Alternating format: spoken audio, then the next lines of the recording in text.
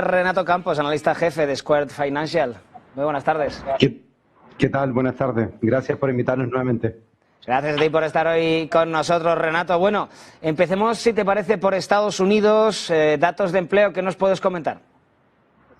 Bueno, la verdad que los datos en general en Estados Unidos y en el mundo han sido bastante ambiguos, sobre todo y en particular de la primera economía.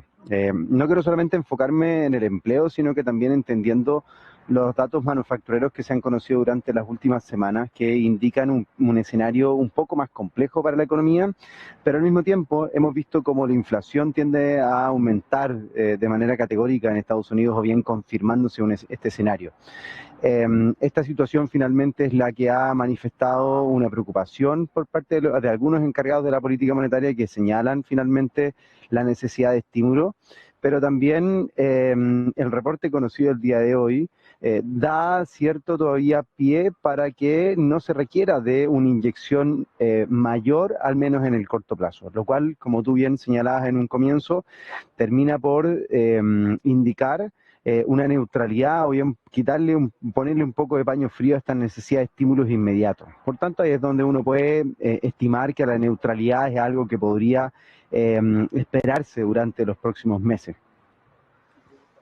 ¿Crees que la Fed va a cambiar un poquito sus posibles decisiones con este dato de hoy?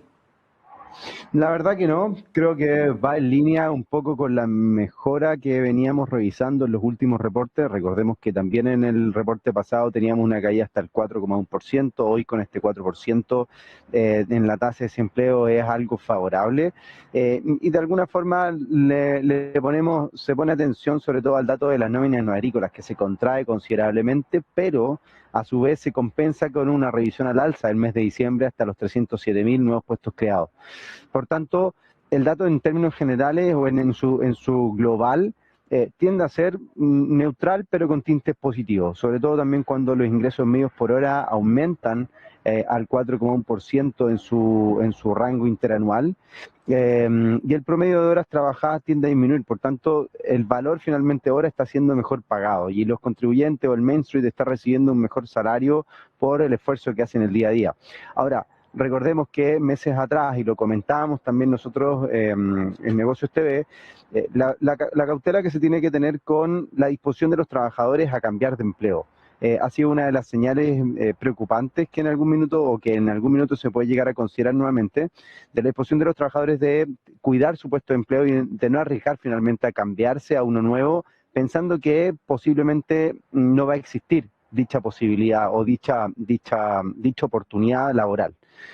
Por tanto, el mercado en su totalidad tiende a ser un poco más cauteloso, y esa cautela no tan solo depende finalmente de los datos que hemos conocido recientemente, sino que también de la data que se ha señalado y la que se espera, sobre todo con la nueva administración y los cambios en términos comerciales que se han conocido durante los últimos fines de semana.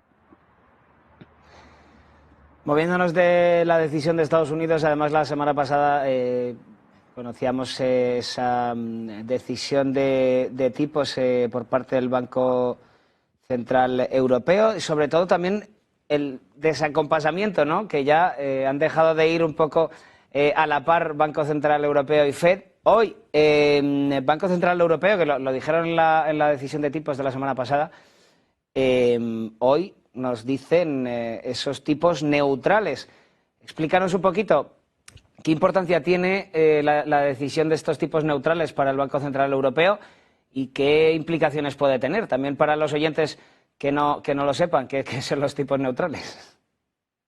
Bueno, los tipos neutrales en definitiva señalan un nulo cambio durante un periodo importante. Estamos hablando de al menos 2 trimestres que se podrían considerar esta neutralidad, a la espera de conocer los antecedentes macroeconómicos de una economía, valga la redundancia. Ahora, lo interesante de esto es que el Banco Central o el mercado de igual forma termina esperando recortes durante este año 2025, al menos 2 o 3 posibilidades de tener un tono flexible en términos de cifras directamente, pero con una conversación o el diálogo en vías de una neutralidad, un poco más restrictivo finalmente. ¿Por qué no se pueden tomar dichas licencias? Porque bien la economía europea requiere un apoyo durante los próximos meses, entendiendo que el crecimiento ha sido bastante deficiente durante el último tiempo, los últimos trimestres. Han estado por debajo del 1%, veníamos también en una senda contractiva o bien decreciendo el crecimiento, valga la redundancia, de la economía desde 2022 en adelante, y por tanto la necesidad de estimular la economía se deja sobre la mesa, o sea, la necesidad finalmente de que la economía crezca mediante estímulos no convencionales es algo imperativo. Ahora, el cuidado que se tiene en Europa, y por eso es que el diálogo o la retórica que se implementaría tendería a ser menos flexible y un tanto más agresiva, es el cuidado que se tiene que tener con la inflación.